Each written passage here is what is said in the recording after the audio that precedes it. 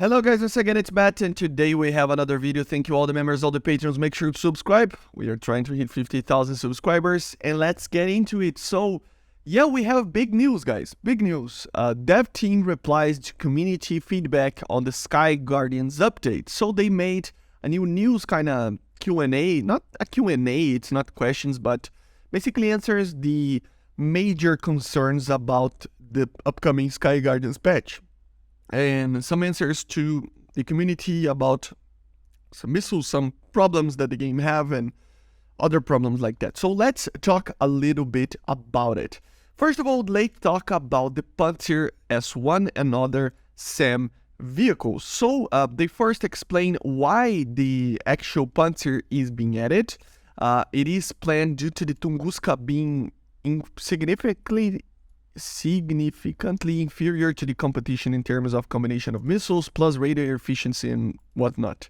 I kind of agree with them, okay? The Tunguska is not the greatest thing ever. It is a 80s AA system. It is an old AA system compared to the other ones, some of the other ones. So I just understand why the Soviets need it.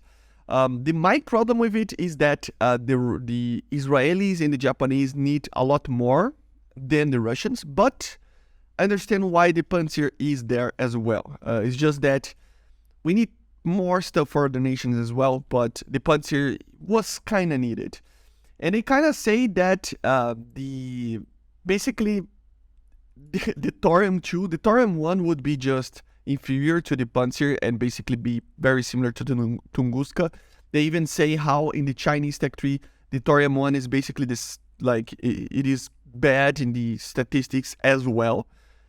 Together with the Tunguska, they say here, no, not here, but whatever.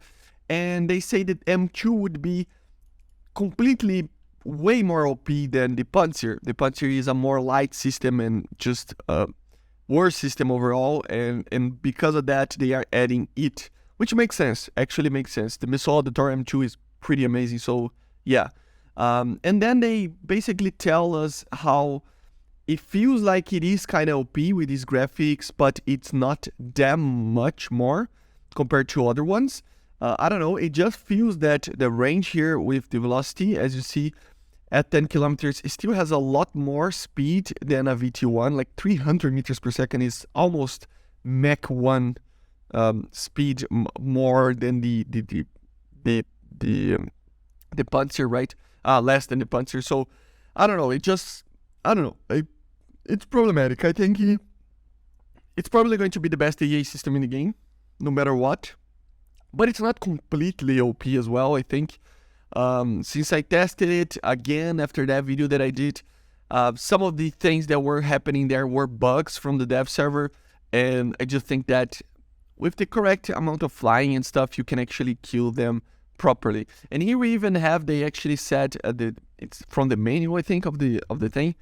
And yeah, basically the kill zone. So as you see here, for example, the A10, I mean, just useless, but of course it is going to be a lot better. You know, it's going to be a lot, I mean, the A10 is a 10.3 aircraft. The Pantsir will be a higher BR than that. But the F-16, for example, as you see here, if you actually fly it above the kill zones of 4 kilometers, it tends to be a lot harder to actually kill something. But then I realized that it is talking about 16 kilometers. So I don't know, man. It is going to be OP, I think. Is it going to break the game? I don't think it will. And they said that they will change the way that physics of Sacros will work, and probably it will be a less effective than it is right now. But still, I just think it's going to be the best AA system in the game, and it is going to be difficult to fight it. So I don't know. I just feel like I understand why it's adding it, but it is a dangerous thing. It might be OP, like really OP or not. So we will need to wait to see. But as always, they can actually change stuff after the patch as well to make it a little bit better. That's it for the Pantsir. Then they talk about the F-16AJ. So yeah, they basically explained that the game basically code cannot take the external, the gear door aim 7 pylon, first of all, and also this pylon here. And also, apparently the F-15AJ, even though it was supposed to be using that, the version that they actually tested, that they were trying to mimic that, didn't even have a radar or radios or anything like that. It was very limited apparently.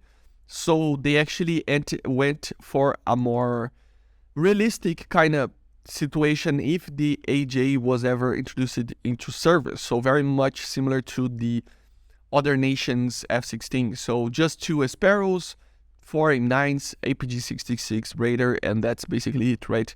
So I don't know. It is still kind of a stretch, a little bit more than even the YAK-141 that we're going to talk about. But I don't know. I understand why it's being added, but I just feel like it depends, as I said on the F-16AJ video, it depends on whatever the F-15J is coming or not.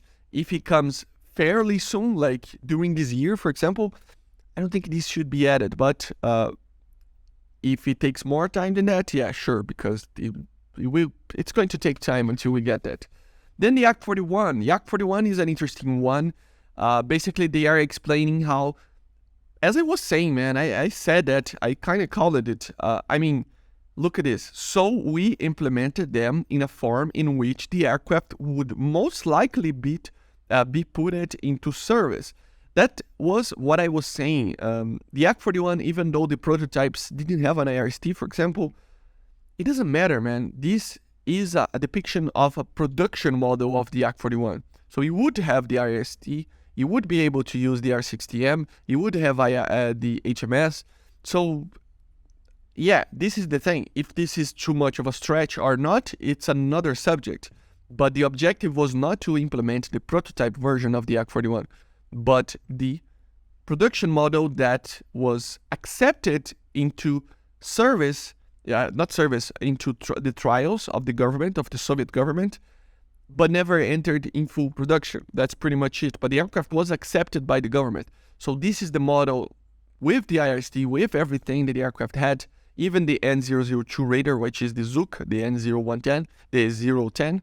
So yeah, just think about that. If that's a stretch or not, as I said, it's another thing. I think it's not because this aircraft was accepted by the government, and because the Soviet Union, not that it needs aircraft right now, but in the Soviet naval line or the YAK line, I mean, it's either this or nothing. So I understand why they're adding it, and I kind of agree with them. If they're going to add something, might as well, right?